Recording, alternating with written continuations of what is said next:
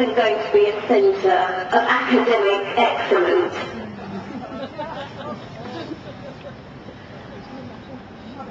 That is all about academic arrogance, greed, and exploitation.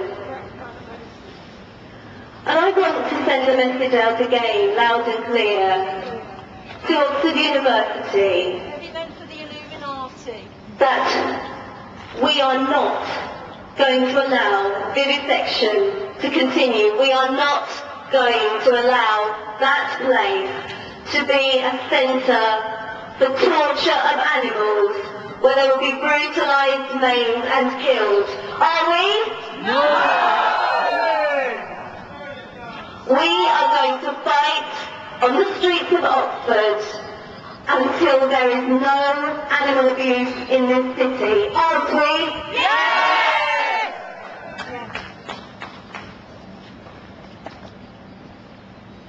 There's a very good banner here today. It's just at the front there. And it says, "It is for those with a voice to speak to those who have not got a voice." And that's what we have to do.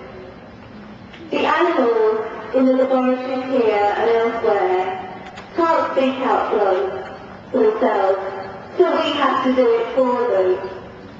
They can't fight for themselves, so we have to do it for them. Animals aren't property. Their lives belong to them and no one else. And we have got to make sure that everybody knows this.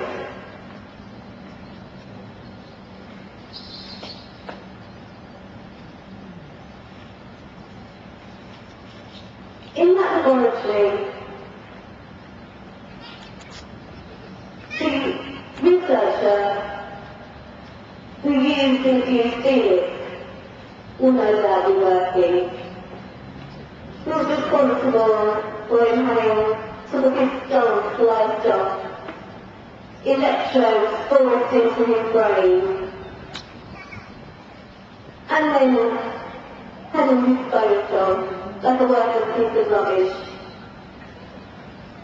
And of course we now know that Felix was just the first of 10 monkeys due to suffer the same fate.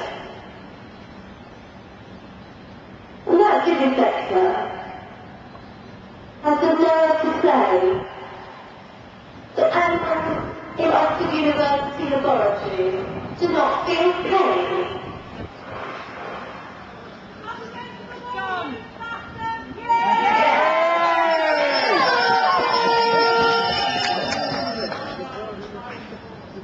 And he's not the only one who's going to be working in there. No doubt the vivisector was investigated by Thames Valley Police for haunting to a monkey. No doubt he'll be working in there too. The same vivisector who used and abused George, who blinded him and laughed as he told his students about how he took him for a walk in the park. He'll be working in there too. And then there's another vivisector, recently made a professor of neuroscience here, but who's had involvement in Oxford for a long, long time. In the 1980s, he was responsible for sewing up the eyelids of kittens. He's also defended experiments which involved the fetuses of monkeys being removed from their mothers, them having their eyes removed and then being reimplanted. That's the sort of person that's going to be working in that place down there. And they call us terrorists. And they call us extremists.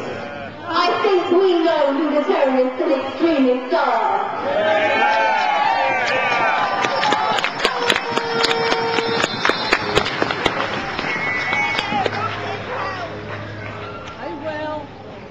We're going to go back again in a minute. But I would just like to share my favourite quote, which is going to be quoted today. And it's a quote from William Wilberforce, who, just over 200 years ago, was responsible to help us to end the slave trade.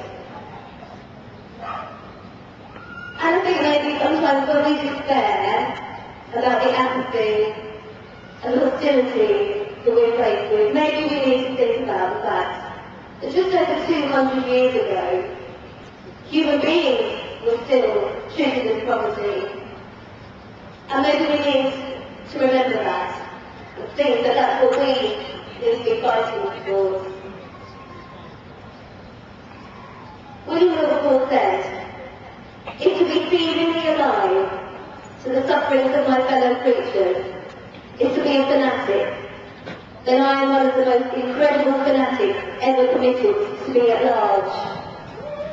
And I say amen to that.